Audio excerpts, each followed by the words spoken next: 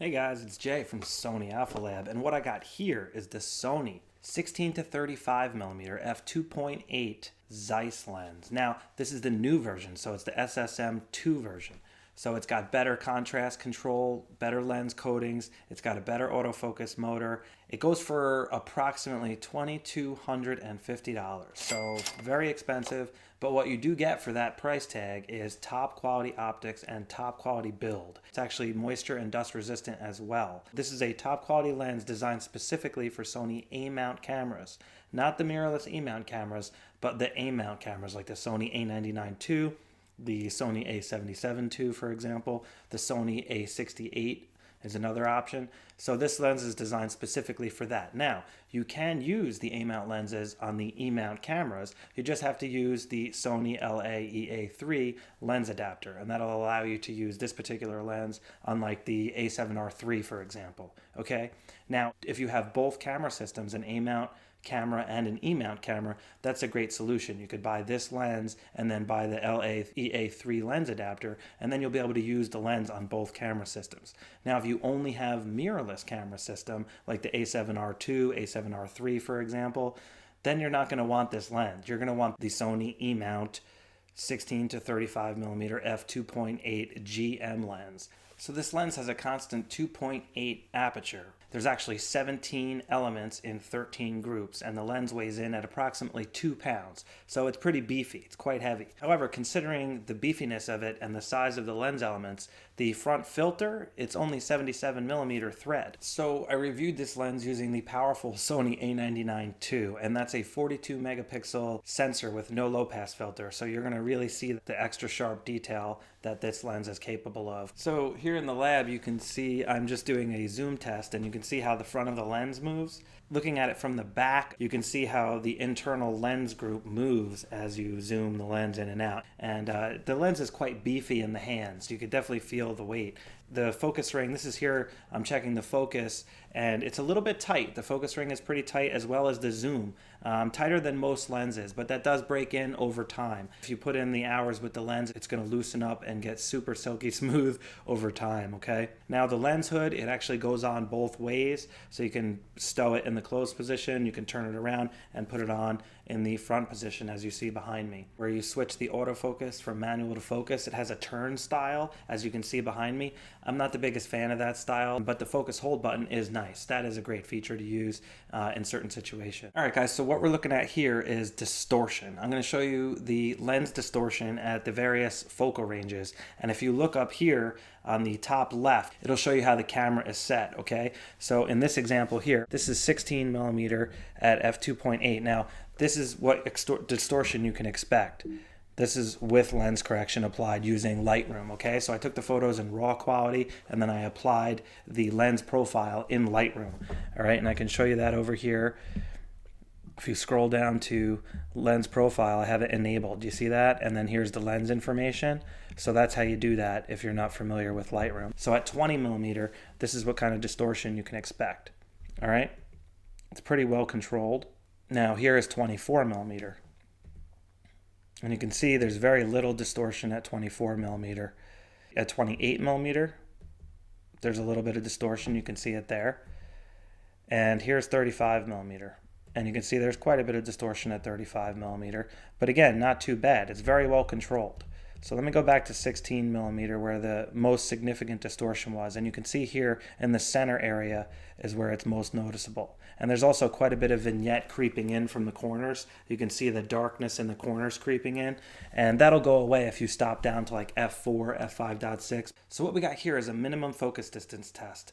I focused on the screw, as you can see behind me, and I had the camera and lens as close as I possibly could get at the minimum focus distance, all right? So basically, I'm creating the most background blur that the lens is capable of. That was the point of this test. So I was at 35mm, f2.8, and you can see here, as I stop down, how the aperture changes and the detail starts to come back, okay? So watch this.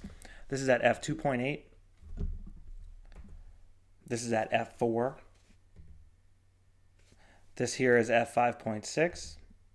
And note how the detail is coming back. This is f8. And this is f11. And this is f16. and this is f/22. But you can see just what kind of background separation you can get when you're really close to your subject. Like this. Check out how buttery the background is. That's that really wide f/2.8 aperture. Now you can see again what f/4 would get you.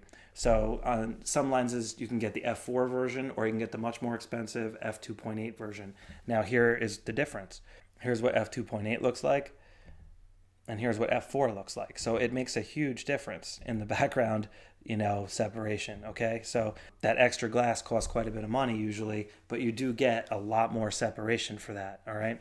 So it is what it is. All right, so here we're going to go over the sharpness testing shots. Now, I'm just going to show you the f/2.8 and f/4 shots. You can imagine that the shots are just going to get a little bit sharper as you step it up beyond that aperture-wise. So let's go over these. So what we're looking at here is 16mm f/2.8, and I'm just going to zoom into the corner so you can see the detail. And as you can see, the sharpness is really good at f/2.8, even in the corner areas. You can see on this helicopter, the depth of field fall off, and but the corners themselves are quite sharp. And you can see the dollar bill and everything is really good. You can see the letters on the box are very sharp. And then here's just an f/4 version. Now if you look at the f/2.8 versus f/4 version, you could see in the foreground in the very front here, like on the lower area, you could see the depth of field on these circuit board chips. So watch that change. You see that f/2.8 versus f/4. So now if we zoom in a little bit here, we're looking at 20mm. So I'll show you the sharpness at 20mm f/2.8. And as you can see, it's really good. So this is what you get with top quality optics. Even in the corner, wide angle, wide open, you're getting sharp results. And you could see the glare control, the fringing. There's no purple fringing at all. You don't see any purple on the edges or any green on the edges. Any of those things that you see with lower quality, cheaper, more affordable lenses, you don't see any of that stuff here, okay? Very expensive lens, and you get what you pay for when it comes to that, all right? Now here's f/4. And here's 24mm f/2.8, and I will zoom in and show you the corner detail. And here you go. So you can see there's a little bit of, just a little bit in the corner where the softness starts to come in, but it's very, very minimal, and you're not really going to notice that much at all in the real world. And of course, as you go to the center, it gets ridiculously tack sharp, as you would expect. Now, if I switch over to f/4 here, you could see the corner does sharpen up just that little bit, all right?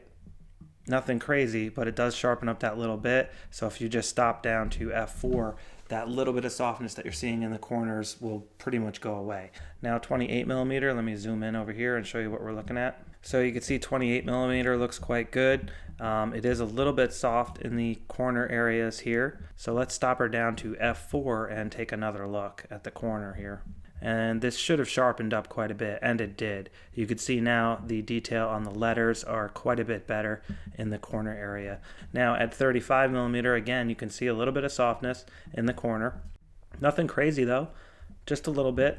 And if we stop her down to f/4, it should sharpen up quite a bit, as it does here. Now you can see the sharpness is much better, and it tightened up just that little bit. So again, it's at f/2.8, very, very good sharpness across the board. It's not razor blade sharp in the corners wide open, but it's very sharp wide open, especially when compared to some other wide angle lenses I've tested in the past. The corner sharpness tends to be not near as good as something like this, a top quality lens. You're gonna get, like I said, almost no fringing, very minimal distortion or controllable distortion. So you're not going to have like these wavy lines on vertical or horizontal lines like you'll see on some cheaper lenses. Those type of lenses tend to have some weird distortion profiles, but you're not going to see that on a lens like this, all right? And the lab photos concur. All right, guys, so now we're going to check out some real world photos, and I'll show you what this lens and camera combination can do, in various situations in the real world. So let's go through it. First, we got Layla here playing basketball. So this is a vertical style shot, and you can just see how sharp this image is. Look at Layla. So it's great for capturing wide angle action. So what comes to mind is like being really low, like a motocross track or mountain bikes, things like that coming by. Like I could see this lens being great for applications like that, or even cars, at a car show, getting low, like skateboarding, things like that. You can get a lot closer to your subject than you can with a non-ultra wide angle lens. All right, so that was the purpose of this image, really, to illustrate that. And again, the perspective distortion, looking down at Layla, you could see her head looks a little big. And I wanted to show you something here when it comes to the lens profiles, because sometimes it's not the best idea to enable the lens profile. Like you could see here, it actually stretches her head out when I enable it. So look, you can see her forehead gets longer. So again, depending on the image, sometimes you might not want to correct the distortion. All right, so I just wanted to make you guys aware of that quick. So anyways, here's a nice wide angle shot of my car. I was really close to my car, and you can see the house and the peak of the roof. I got everything all in the frame, and it was at 16mm f2.8, and came out quite good. You can see the house in the background is a little bit soft due to the depth of field, and then of course the car is just razor blade sharp. But check this out. Look at the sharpness. I mean, it's just like incredible. It almost looks like it's computer generated. It looks so ridiculously good. I love using lenses that are this high quality. It's a lot of fun. And this is just looking to the left from where I was with the car, and you can see this lens is awesome for landscapes, wide angle. It just looks fantastic. The color renditions, detail, it's all just top quality, as you can see here. All right, so let me just move on here. This is just a road going off in the distance. And this is actually an HDR photo, so I combined multiple frames and blended them together using HDR software. I have videos on that if you're curious how to do it. I'll teach you how. No big deal. But anyway, that's what this is. That's why it looks over the top. You know what I'm saying? It's an HDR photo. So I was going for the over the top look, and but this lens works great. This is actually a RAW file. I wanted to show you what the RAW file looked like shooting into the sun, and you can see there is some lens flare here. See the lens flare? But otherwise, the control, I mean, look, there's no purple fringing, nothing. And that's shooting directly into the sun. And that's that's an example of killer optics right there. Usually when shooting into the sun like this on a cheaper lens, you will see purple and green fringing, things like that. Glare, you lose a lot of contrast when shooting into the sun. As you can see, this image definitely lost some contrast, but still not that bad, and overall quality is very good. Now here's an HDR version. So I combined multiple frames, and you can see I brought the detail of the sun back pretty much, and also the shadow detail. This is another HDR file, and it's at the Basherkill Wildlife Preserve. You know I love going there. All my videos pretty much have some shots from that place. I just love lenses like this. It just gives you that vast, that unbelievable vastness. It looks like, it's hard to explain. It's just that wide angle look, So I love it. I'm a huge wide angle fan. Here's another angle. And this is just another real world shot. I just wanted to show you, this is actually the sign for the place. But remember I was telling you in the real world, the corner sharpness is very good. So this is at f5.6. And you can see in this corner just how sharp. All right, and let me go to this corner. This is the full frame. I didn't crop the image or anything. And you can see corner sharpness is excellent. So when you look at in the lab scene, sometimes because I'm so close to the lab scene, the corners will be a little bit soft and stuff, but in the real world, it's not that big of a deal, as you can see here. I have more examples to show you. We have Jace. Now this is just a consecutive series of shots because this camera has a really fast, quiet autofocus motor, so it can keep up with high-speed subjects. So for example, Jace was running around on this trampoline like a maniac. He was all sweaty, his hair is all wet. Here's one. Here's another one, him in the air. Here's one of Layla. She's just posing, so you could use this. Obviously, you can use a wide-angle lens for portraits as well. This one's at 30mm, so it depends on what you're trying to do. But if you want like a landscape scene and you want like people in the lower corner or whatever, this is a good lens for that type of effect, like that cool, dramatic, dreamy. I always think like engagement shoots, where there's like future couple and then there's like they're looking out, or something like that. This is Jace. I just wanted to show you the depth of field fall off, and you could see I focused on the hands pretty much, or the net here, and you could see Jace is quite blurry. It's at 35mm f2.8. And here's another one. Look how sweaty he is, just hanging out the tent. Look at his tongue. It's just a little bit soft, this particular image. He was moving so fast. It's hard to get a sharp shot of this kid. He's on the move, man. Here's another one. This one came out a little bit sharper, but they were both acceptably sharp, you know what I mean? But when you nail it, it's like a razor blade sharp, when you really nail it. There is a difference between acceptably sharp and razor blade sharp, you know what I'm saying? This is another HDR photo. This is actually an HDR as well. This one is just a RAW file. Here is an HDR, and here is just a RAW file. Okay, so check out this detail on this thing. Just zoom in here, and you can see it's just insane sharpness across the board. Oh, here's the creepy house scene, and this is a raw file. And I'll just zoom in here to show you the detail. Let's look at the brick chimney and the detail on the antenna. I mean, it's just phenomenal. Phenomenal optical quality. So here's another raw file. This is just a wider angle view. This is at 16mm. The previous one was at 24mm. All right, now here's the HDR version. And you can see the shadow detail, the highlights and the shadows just come into play much more when you look at the HDR. So you can see here's the raw file, here's the HDR. And here's one of Charlie. You can get really good dog pictures as well with a lens like this. Dogs move a lot, so it's hard, you know. Take out the depth of field and notice how the fence is out of focus. And this is at 16mm f2.8, so when you're really close to a subject, you can still get that killer depth of field. And this is just another sample looking at the back of Charlie, and I just wanted to show you the fur detail here. And you could see just that incredible clarity. And this is bright white fur in direct sunlight. Very, very impressive stuff. Here's just another image of a plane. I want to show you the depth of field. And you could just see the insane sharpness that this lens is capable of. Here's a couple of water shots. I like this image. I just like the way it looked. The color tones and the detail in the water. I thought it was a pretty cool image. And here's a couple more water shots. I love taking water shots. This place is actually right down the road from my house, so I go here all the time. All right, here's another one. And you can see the clarity in the water, it just, and the stone. Really, really sharp, impressive results here. Okay, and again, the specular highlights and stuff. Notice how there's zero purple fringing. There's nothing. This is a raw file. So normally you would see like a little purple here or something like that on cheaper lenses. Not on this lens. Here's another angle, a little wider view, and here's just another water angle. Got a couple more here. I just love the way the water looks when it's moving, you know. I slowed the shutter down a little bit. This is at 0.6 seconds, as you can see on the top left up here, 0.6. And this is just a street scene I took. I wanted to show you what you can get. This is 16mm. I wanted to make sure you saw the verticals and stuff like that, and then the lines for the wires. And when I zoom in, you could just see the incredible clarity and detail across the board. Okay, and this is just zoomed into 35mm, so this is 16 to 35 from the same spot. Okay, so that's the kind of range you're looking at.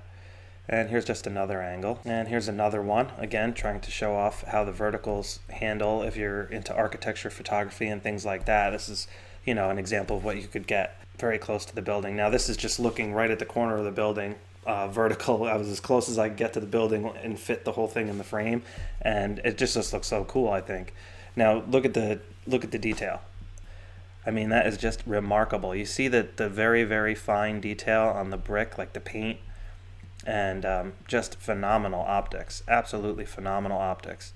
So at the end of the day, I highly recommend this lens. If you are a professional photographer using a Sony A-mount camera system like the A99 II, for example, and you need an ultra wide angle lens and you're looking for the best possible option, then this is the lens for you. The constant f2.8 aperture and overall sharpness is killer. The distortion control is very good. So you can use this lens for architecture photography, things like that. It's killer for landscape. Any kind of indoor photography, you can use this lens. The build quality is excellent. It really holds up to, you know, the price. I know the price is a lot of money, but for that, you do get what you pay for. You know what I'm saying? Lenses of this caliber cost a lot of money. It has weather sealing. It's made to be out in the environment, in the field, you know, getting beat up to, you know, in photography terms, getting beat up.